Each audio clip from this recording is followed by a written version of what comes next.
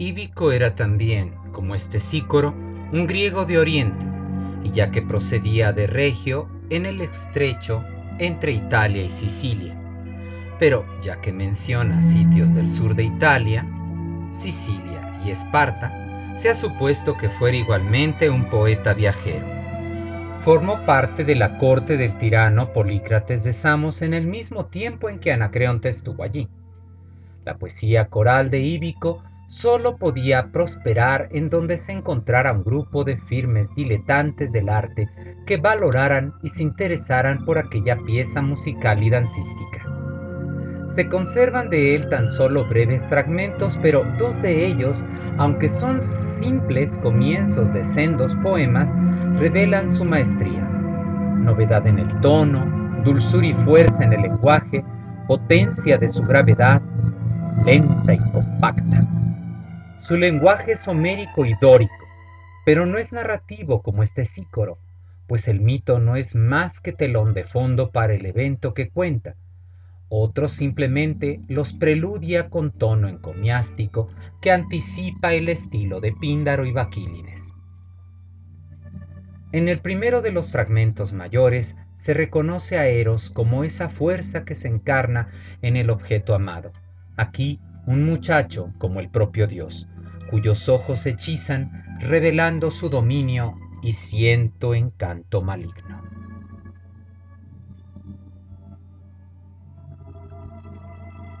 Eros, otra vez, atisbándome con lánguidos ojos bajo sus sombreados párpados, con encantos de toda clase me arroja hacia la inextricable red de Cipris.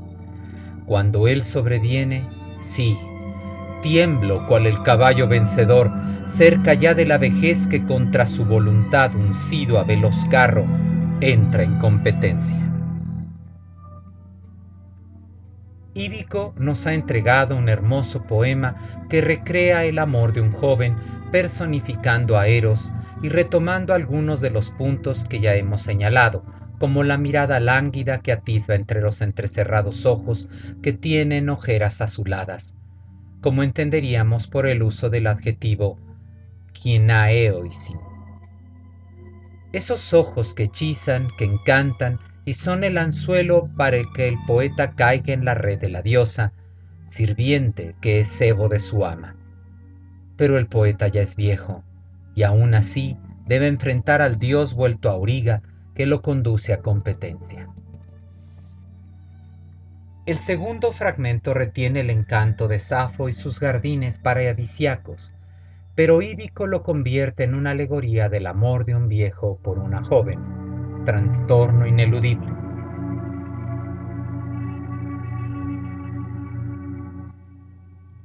En primavera, los membrilleros amarillos son regados por la corriente de los ríos, allí donde está el intacto jardín de las doncellas, y los pimpollos están creciendo bajo sombrías plántulas en los pámpanos floridos. Mas para mí, amor, en ninguna estación descansa en mi lecho, sino que con sus rayos ardiendo, el tracio bóreas, centellando por orden de Cipris, con resecas locuras, obscuro, desvergonzado, potente, desde lo profundo, estremece mi corazón. Íbico nos lega un poema más sentido, menos romántico y por ello más pasional. Como la poetisa, él también parece evocar un jardín sagrado. Incluso algunos filólogos lo relacionan con uno en especial, el jardín de las Hespérides. La razón, evocar los membrilleros y sus frutos dorados, y hablar de las doncellas, para luego romper con la ensoñación con su dolor de amante solitario. Yo no creo que Íbico sea tan plástico, por el contrario, me parece que con su lenguaje artístico nos delinea un cuadro muy diferente. Comienzo por ese intacto jardín de las doncellas. Efectivamente, el jardín de las Hespérides era un huerto sellado, un sitio sagrado, el jardín privado de Hera, diosa del matrimonio. Le fue obsequiado el día de su boda por la misma Gea y sus frutos solo fueron robados por Heracles, hecho que ya podríamos entender como una violación al sagrado recinto de la diosa. Pero, ¿qué tendría que ver este mito en la poesía amorosa de Íbico? Por ello, Me parece que el jardín es algo más. Es el recinto intacto de las vírgenes, de esas Partenoi que señala en su texto, las jóvenes solteras que están en edad de convertirse en algo más. De ahí que los amarillos membrilleros me recuerden la suave piel de sus frutos y la suave piel de las doncellas que ahora se humedecen. Aquellos pimpollos que florecen bajo los tupidos y ensombrecidos pámpanos, erotizando el contexto, creo que refiere precisamente al sexo de aquellas jovencitas que lo excitan. ¿Por qué lo digo? Por la evocación de que el amor en ninguna estación se acuesta en su cama. Él arde, cierto, y se estremece como abatido por una tormenta invernal traída por el Tracio Bóreas, pero no es una imagen naturalista, sino una metáfora, pues a este Bóreas lo impulsa Afrodita y sopla con un siroco de locuras. Está neblinoso, y con su fuerza, lo estremece desde lo profundo de su corazón. Sexo, pasión, amor, todo confundido, pensamiento de hombre y evocación eterna de la fuerza de los dioses por igual. En el poeta domina siempre la ley de la elegancia. No es un irritante licencioso, sino un dandy de corte. Sus ricos calificativos llegan incluso a ser ostentosos. Su fe es clara, nunca es impío, y si bien no sabemos qué tratamiento dio a los mitos y leyendas que aparecen en sus fragmentos, siempre se reconoce un espíritu religioso. A pesar de que su delicadeza puede recordar a Safo, en él ya late una nueva actitud. Mientras ella es pasional y se entrega a su sentimiento, Ídico siempre se siente extraño a la sensación y se enfrenta a él con fuerza, aunque siempre salga derrotado. Voluntad enérgica y artística, plástico en sus descripciones, Ídico es uno de los últimos grandes retratistas del espíritu arcaico.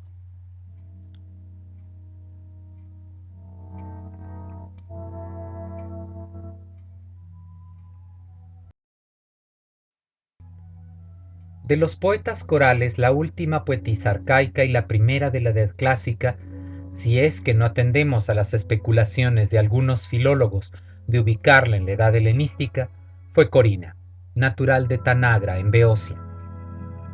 La mayoría de nuestras fuentes, incluido el meticuloso Plutarco, consideran a Corina alumna de Mirtis, otra poetisa de la que apenas tenemos noticia, salvo que era natural de Antedón en la misma Beocia, y que junto a Corina educó también a Píndaro. Con discípulos, Corina y Píndaro fueron objeto de muchas anécdotas. Se contaba que ésta lo había vencido en 5 ocasiones en los agones poéticos, a lo que Pausanias, que lo señala, agrega: a mi parecer, venció debido a su dialecto, porque compuso no en el dorio, como Píndaro, sino en el de los eolios que habían de entenderla, y porque ella era la más hermosa de las mujeres de su tiempo, si es preciso juzgarla por su retrato. Afirmación que siguen estudiosos actuales, por lo que llaman un estilo llano y poco agraciado al de Corina, en comparación con la obra tan pulida del famoso poeta. Incluso se trae a la memoria el propio fragmento de Corina que censura a Mirtis por competir con Píndaro.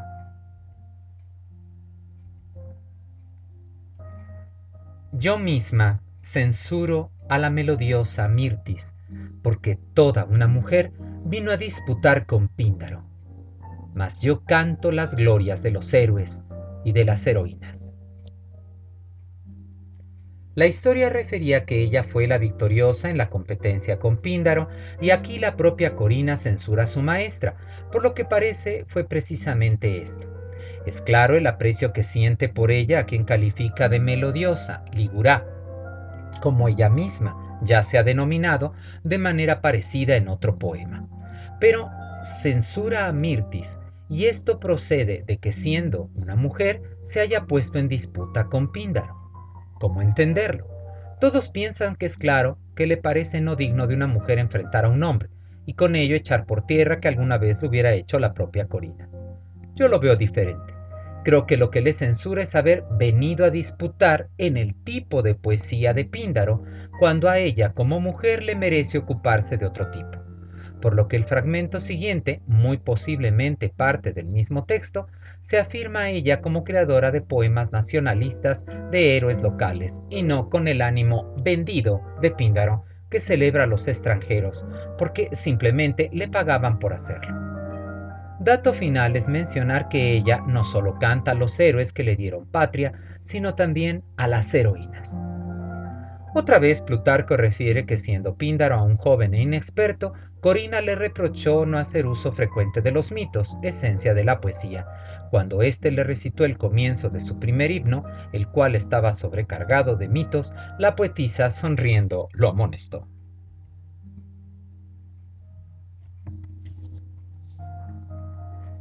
Así pues, Píndaro, habiendo prestado cuidado a sus palabras, compuso aquel canto.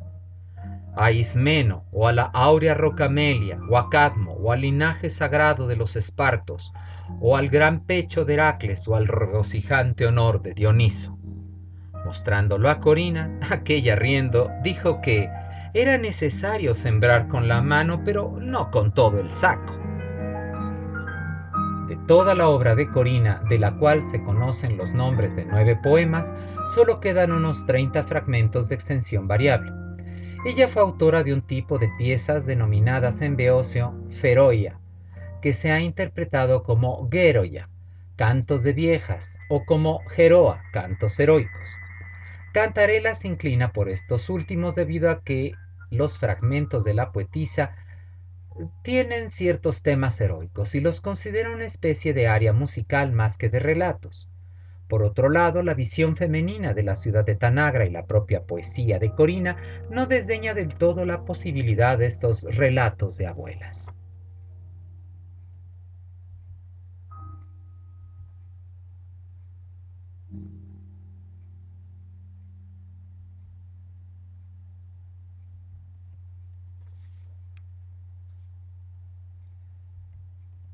Me convoca Terpsícora para entonar hermosas y viejas leyendas a las tanágrides de blancos peplos, y grandemente se regocija la ciudad con mi voz alta y arrobadora.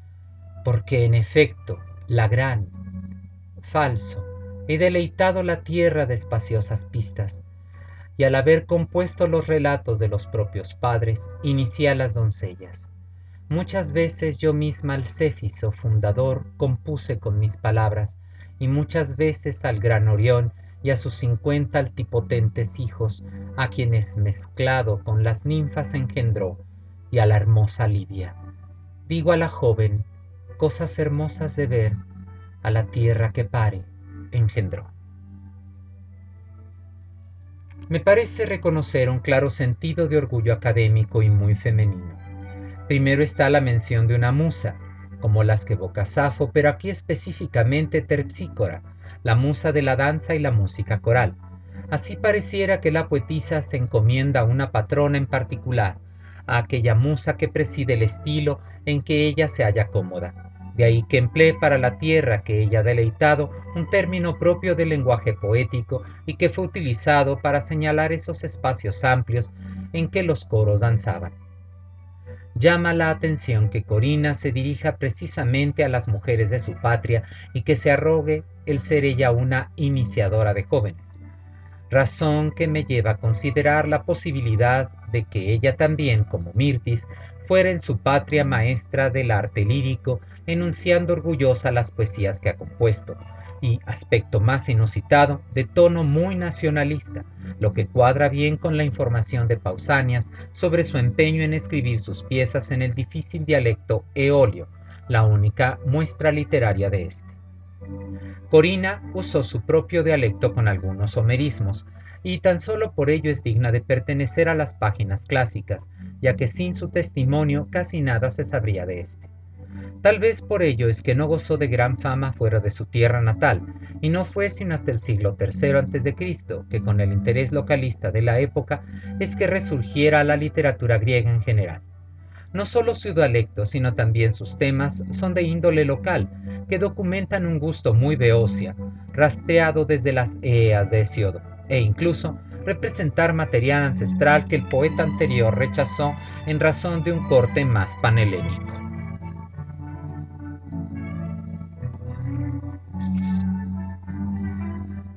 Aurora, abandonando del océano las corrientes, la sacra luz de la luna se llevó del cielo, y las ambrosiacas horas de Zeus llegan entre las flores de la primavera.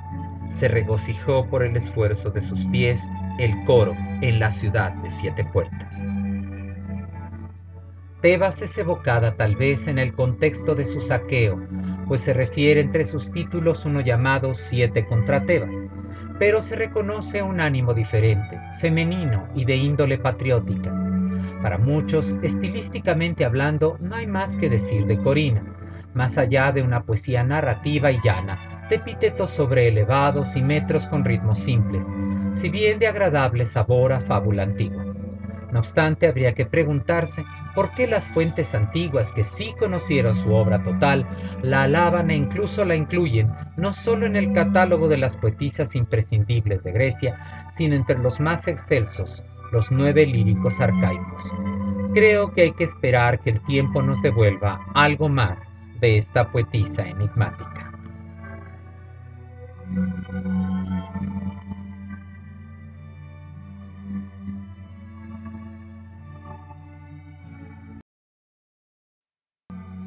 Natural de la isla de Ceos, Simónides fue el primer poeta en escribir poesía coral para personas y no para dioses.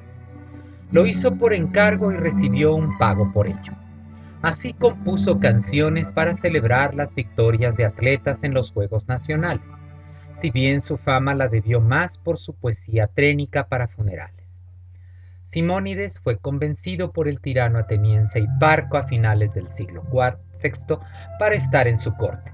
Luego viajó a Tesalia, donde pasó buena parte de su vida, la cual terminó muy anciano en la corte del tirano siciliano Hierón. Como poeta de la muerte, Simónides tiene un sentir humanista.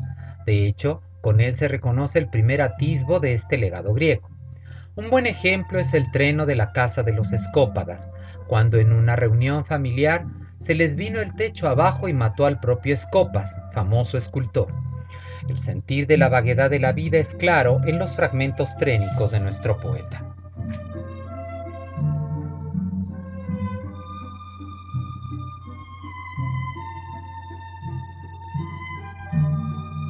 De los hombres es poca la fortaleza, vanos los cuidados, breve la existencia, pena en torno a pena, la inevitable muerte por igual amenaza, pues de aquella obtuvieron la misma parte los que son buenos que los que son malos.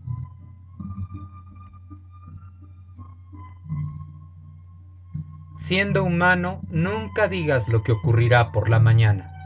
Si ves a un hombre dichoso, ¿cuánto tiempo lo será?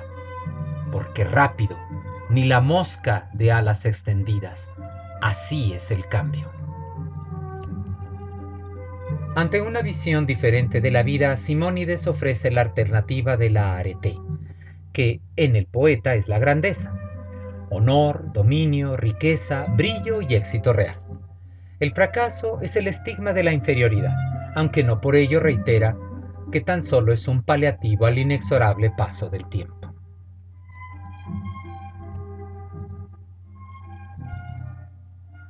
Hay un relato: mora la virtud sobre escarpada roca.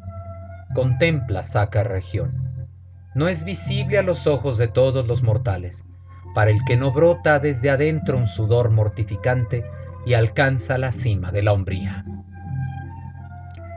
En el poeta encontramos un ánimo educador semejante al de Hesiodo. Recrea a la deidad en un ambiente más moral y lo yergue como el modelo de lo humano. El hombre debe ser bueno, capaz de entregar su vida por ideales como el de la libertad y la patria, tal como se reconoce en su famoso epitafio a Leónidas y sus espartanos. En Simónides vemos el triunfo de lo espiritual sobre lo material. La ascensión de lo humano solo se consigue tras dura lucha y acre sudor, por medio de la fuerza del ánimo y de la mente ejercitada en la prudencia, la inteligencia y la honradez. De esta forma, el sentir arcaico del abandono y desamparo que plagaron las páginas clásicas se ven superadas en este, uno de sus últimos artistas.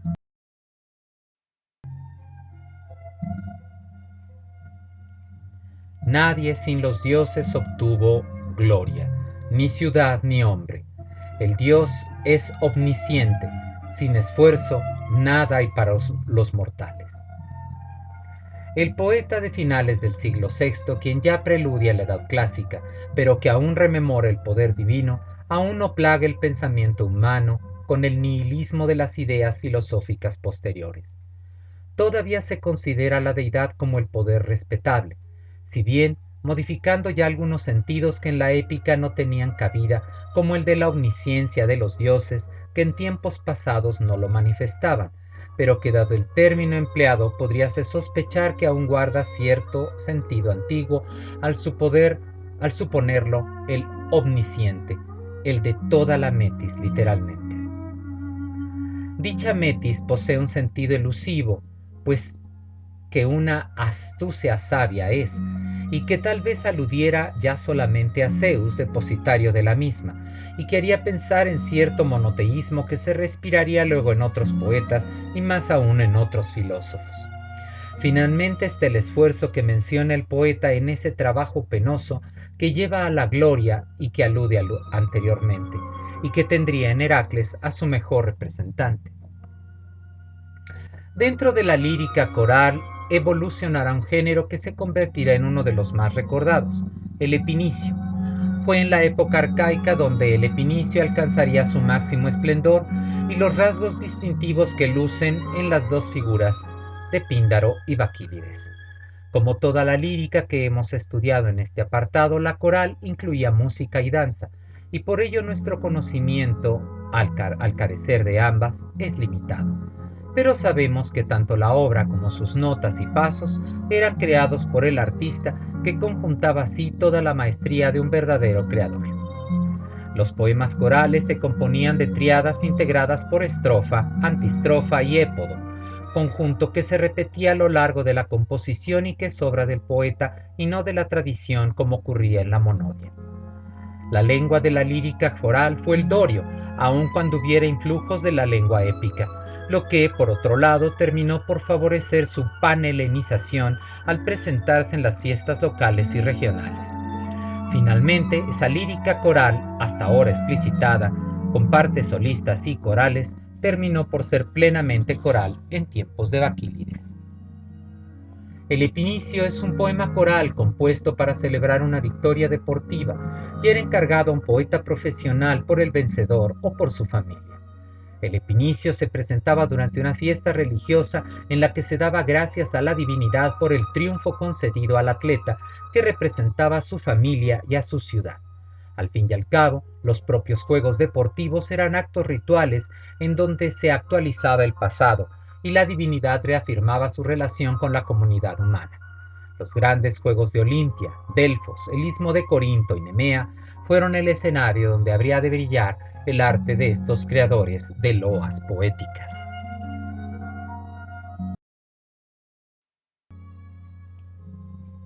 Baquílides nació en Yúlide, una de las 4 ciudades de la isla de Ceos, la más cercana a la península ática, y ello explica la influencia ateniense en sus obras, puesto que el poeta se educa durante el tiempo en que la ciudad de Atena comienza su hegemonía en el Egeo.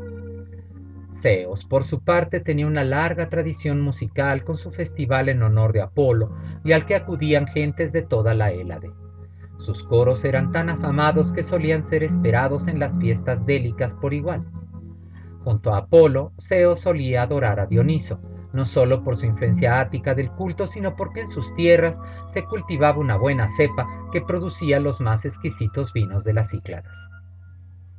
El padre de Baquílides se llamó Midón, otros dicen Midilo, y el nombre del poeta correspondía al de su abuelo paterno, como era costumbre. Este había sido un notable atleta. Aunque desconocemos el nombre de su madre, sabemos que era la hermana del también poeta Simónides, así que con antecedentes deportivos y musicales era imposible que Baquílides no se dedicara a los epinicios. La fecha de su nacimiento resulta un tanto problemática, ya que las fuentes citan su acmé en la Olimpiada 78, es decir, 467 a.C., y ello, calculado que ocurriera a sus 40 años, daría su nacimiento en el 507, y esto entraba en concordancia con el sostenido tópico de que era más joven que Píndaro.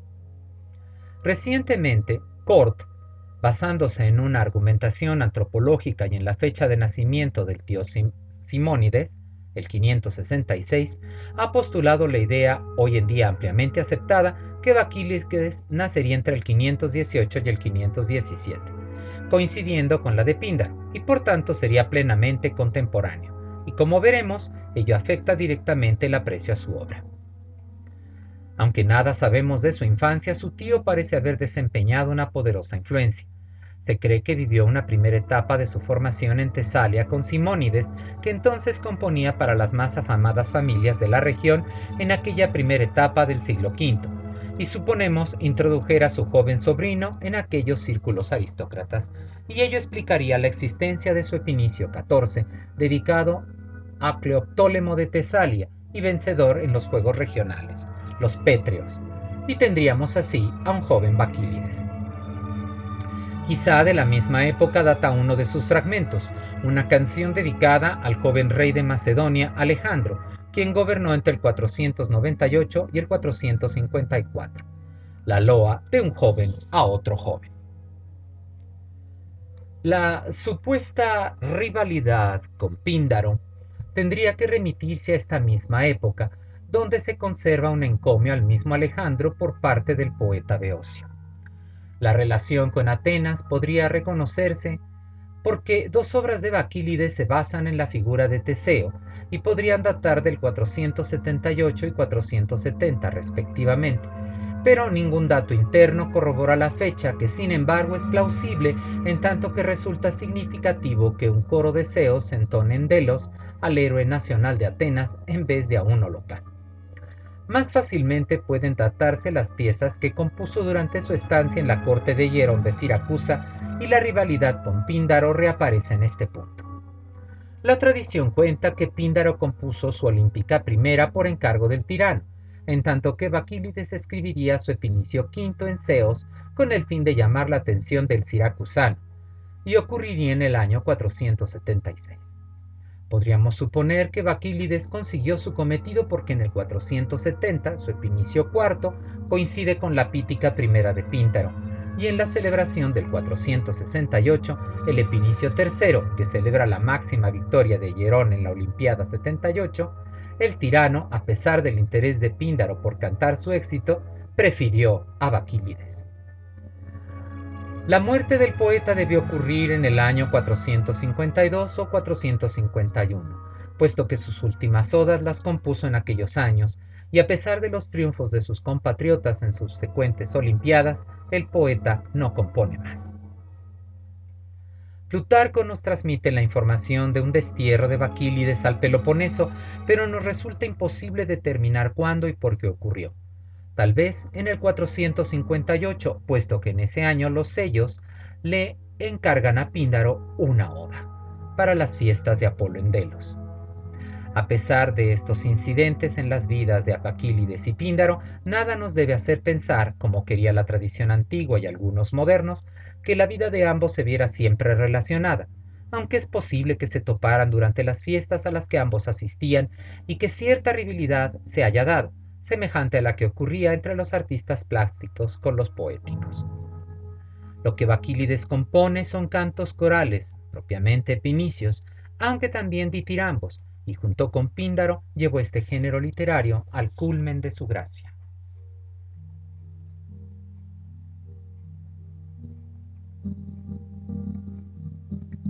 Obra de encargo. El Epinicio alaba al vencedor de un programa que incluye su nombre, familia y patria, sus victorias anteriores, su entrenador y un posible etcétera más o menos amplio, que no puede olvidar, obviamente, al dios protector del lugar donde se obtuvo el éxito. La narración mítica es el centro y normalmente nos transporta al pasado para que funja de paradigma de la actuación humana y relaciona la victoria obtenida con las acciones míticas, una maravillosa conjunción de alabanza al vencedor y reactivación del ejemplo ancestral. El poeta parte de la tradición mítica, pero no se halla constreñido por esta, pues selecciona el momento relevante desde una perspectiva ideológica o artística. Cambia la narración o realza algún detalle, invierte el orden o comienza incluso por la mitad. No es extraño que el mito entonado se vincule con la familia del atleta, aunque no son extraños tampoco los poemas donde la relación entre la narración mitológica y la ocasión del elogio no parezca tener ningún vínculo. Finalmente, las sentencias expresan el conocimiento que se obtiene merced a la victoria y el mito. Su contenido refiere a los límites humanos, a la moralidad, a la inmortalidad de la virtud por medio de la poesía, al riesgo de toda empresa, al esfuerzo que corona los éxitos con felicidad y fortuna, que son gracias divinas. Dichas sentencias se distribuyen por toda la oda y le dan estructura. No es extraño que el epinicio se cierre de manera abrupta con la expresión de buenos votos para el vencedor. En Baquílides, particularmente, podemos reconocer un gusto por iniciar o terminar con larguísimos desarrollos nómicos. Unas palabras sobre sus ditirambos. Recordemos que los ditirambos son composiciones corales de narración mítica que se cantaban en una fiesta religiosa pública. De lo conservado de nuestro autor, puede reconocerse que 3 de ellos fueron compuestos para los atenienses, 1 para los lacedemonios, y no sabemos a qué comunidad compondría los 2 finales.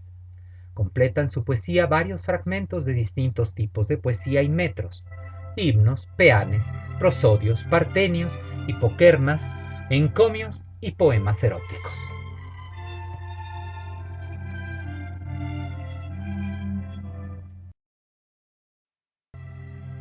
De Baquílides se conservan, más o menos fragmentarios, un total de 14 epinicios. 2 se consideran sus piezas más excelsas, a saber, los epinicios 3 y 5, ambos dedicados a Hierón de Siracusa. El Épodo 5 es la celebración a la victoria del tirano en la Olimpiada 76 y presenta todos los requisitos del género, a más de que su estado de conservación es excelente y una extensión más o menos considerable, una compleja estructura y una cuidada elaboración. Todo ello nos lleva a sugerir su lectura para un análisis de la gracia baquílea. Primero, la estructura, que algo nos dice de las intenciones del poeta. El proemio es la invocación a Hierón, una comparación del águila con el poeta, la mención de la hazaña olímpica del tirano y la abrupta conclusión sobre la felicidad. La narración mítica es el encuentro de Heracles y Meleagro en el inframundo. Y cierra con los elogios a Hierón, la reconsideración de las loas al vencedor y las sentencias finales. Durante la evocación a Hierón, luce de inmediato el término con el que Baquílides se autonombra en relación con el tirano: xenos, huésped. La palabra alude a un vínculo de amistad. De hecho, es común que se encuentre unido al vocablo filos, para referir al invitado que mora en el hogar, guardando siempre la consabida idea de que es un extraño, un ajeno, algo que enfatiza el poeta al presentarse como proveniente de una isla lejana. Pero dicho carácter de alienado se compensa porque él se presenta servidor de las musas y de las gracias, particularmente de la musa Urania, esto es, el noble servidor de Urania, la de dorada diadema. Me llama la atención que se mencione como kainos, ya que el adjetivo refiere a la novedad, a lo nuevo que se crea o se produce.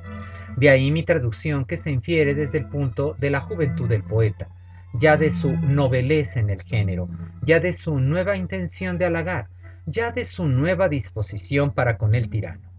Urania, por otro lado, es la musa de la astronomía tardíamente, pero su nombre evocaba ya quizá la ciencia venida de Oriente con los magoi, y como estos solían acompañar a las grandes figuras del gobierno, sobre todo aquellas que, como Hierón, eran sospechosas de los males que, reales o posibles, los acechaban. Un servidor de la musa de la ciencia de los astros no sería útil en su corte.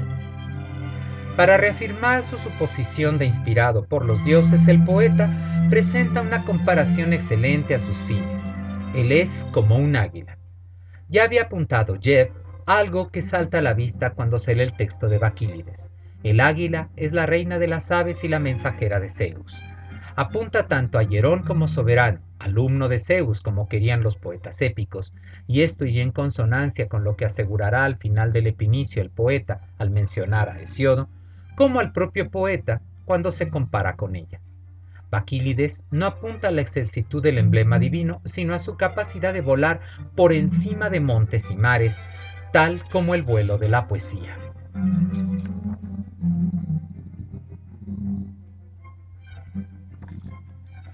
Así ahora también para mí hay innúmeras rutas por todas partes, para cantar vuestra hazaña victoriosa, por voluntad de Nike de cerúleas trenzas y de Ares de broncíneo pecho, altivos hijos de Dinómenes, no se canse el dios de haceros el bien. El águila poeta puede entonces evocar de 1000 maneras.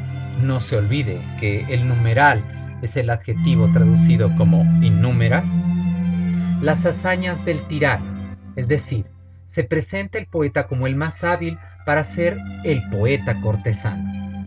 El dios mencionado bien puede ser un dios, pero también puede ser el dios, o sea, Zeus, que hablaría a través de su águila, las hijas del cielo. Lo mismo que las uranias, esas musas y gracias arriba mencionadas, serán las que dicten a Baquílides para que cante adecuadamente a Hierón. De eso puede estar seguro el gobernante, tal como ahora haces con su victoria en Olimpia y en Delos, que ambas son evocadas en sus versos.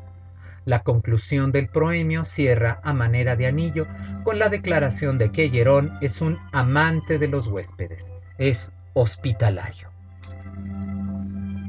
No es el momento de hacer un análisis a la presentación mítica de Baquílides, que no es la intención de la materia.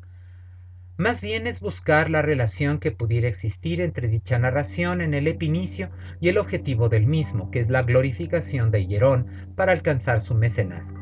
De tal suerte, resumiré el contenido mítico y me concentraré después en los aspectos míticos que iluminan el Epinicio como loa.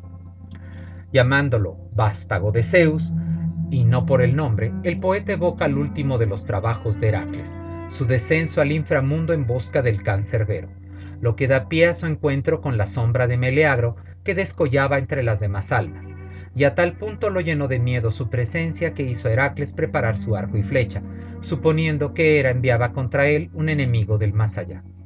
Meleagro, para tranquilizarlo, le contará su historia, de cómo Artemis persiguió a su tierra con odio, y sobreentenderíamos al propio Meleagro, por no haber sido su cólera apaciguada. Un jabalí, funesto, fue enardecido por la diosa, y éste destruyó las viñas y los ganados, los hombres y las aldeas. Por ello se armaron los guerreros en su contra y 6 días lo acosaron hasta que le dieron muerte, no sin pérdidas entre los compañeros, incluyendo un hermano del héroe. Pero la diosa reencaminó su cólera e hizo brotar la disputa entre los curetes, pueblo de su madre, y los etolos, encabezados por el propio Meleagro, que terminó con el crimen de sus tíos. Será entonces que la diestra hija de Testio, madre por funesto destino, aprovechando que la vida de su hijo dependía de un leño, pues según contaba la leyenda que Baquílides omite, las moiras lo decretaron así, quemó entre sollozos para vengar la muerte fraterna. Meleagro murió lentamente como ese tizón al consumirse. Solo entonces, y por primera vez, aclara el poeta, Heracles lloró. Admirado por la gallardía en vida o por la figura del héroe muerto, Heracles lo conmina a decirle si tiene alguna hermana que él pueda desposar. Y Meleagro señala: dejé en mis moradas a Deyanira de pálido cuello, ignorante aún de la dorada Afrodita, encanto de los mortales. Aquí el poeta interrumpe abruptamente su mito para volver a loar a Hierón, no sin antes suplicar a las musas.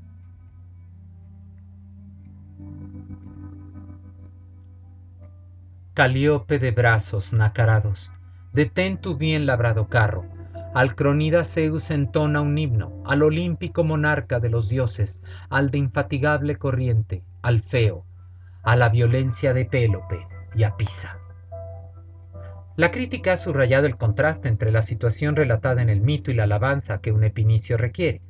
Para Miguel Márquez, Ello tiene que ver con un contrapunto y un elemento apotropaico que permite el elogio de Hierón, es decir, que el mito de dos héroes tan desventurados, el de Meleagro, que recuerda su fatídica historia, y el de Heracles, al que se advierte un destino parecido con la evocación de Deyanira y su malhadado intento por hacerlo volver a sus brazos, que simplemente lo hará arder de dolor y finalmente incendiarse en la pira, mito que queda soslayado precisamente con este abrupto final, permiten que el elogio de Hierón se dé sin atraer la envidia divina, el elemento apotropaico mencionado, en tanto que el contrapunto se daría con la felicidad del tirano siracusano que denota así claramente un amparo divino. Sin embargo, el mismo Márquez apunta a la posibilidad de una advertencia para Hierón, la moderación en el éxito, aspecto que me parece puede reconocerse de manera subrepticia en el texto. Baquílides presenta al tirano en primer lugar la necesidad de que el éxito tiene del favor divino y su natural inestabilidad. Meleagro aconsejó con su ejemplo a Heracles lo peligroso de ser un odiado por los dioses, e implícitamente se reconoce que dicho rencor no es ajeno al éxito del héroe, que parece sobrepasar su estatus de mortal. Hibris en acción y tradición recogida. ¿Sería ese el caso de Hierón? Si como quiere Márquez, Meleagro es la mitificación del consejero, en el epinicio, Baquílides desempeñaría ese papel. Él que como poeta puede conocer la voz de los dioses y reconocer el castigo que se avecina. Si a Meleagro lo perdió Artemis, a Heracles lo condena Hera, y resulta inusitado encontrar el epíteto común para la diosa asignado por el poeta a la musa Calíope. ¿Es acaso la poesía quien puede castigar a Hierón? La mención del carro de la poesía no es ajeno al poeta, pero también habría que suponer que se podría aludir al carro con que venció el tirano. No en balde se recuerda al dios, el río y los héroes de Olimpia. Este último también vencedor de una carrera de carros, y es aquí donde creo encontrar un atisbo a Hierón con la palabra vía. La interpretación variaría entre vigor violento, fuerza agresiva, y creo que es precisamente lo que pretende señalar el poeta, que Hierón es un héroe un tanto violento como el mismo Heracles o como Meleagro, ambos pueden ser denostados por la poesía y fueron dignos de castigo. Creo que no es una imposible interpretación cuando recogemos las frases finales de Baquílides y se hace eco de otro poeta que con sus cantos aleccionó y maldijo al propio tiempo, Hesiodo. Hesiodo, servidor de las musas, dijo: a quien los mortales honren, a éste también siga la fama de los mortales. Advertencia de que los dioses deben acompañar el éxito, y qué mejor que tener a un servidor de las musas al lado para lograrlo. Por ello, considero que la intención de Baquílides no es sólo honrar con su canto a Hierón, sino darle igualmente la oportunidad de complacerlo, amparando a uno de sus cantores. De aquí que en esos versos finales diga que se atreverá a enviar sus elogios a Hierón, para que no sufra el triste destino de los héroes cantados. Márquez supone que la interrupción del canto evocaría la apoteosis de Heracles y sería así una loa directa a Hierón. Yo creo que soterrado estaba otra intención.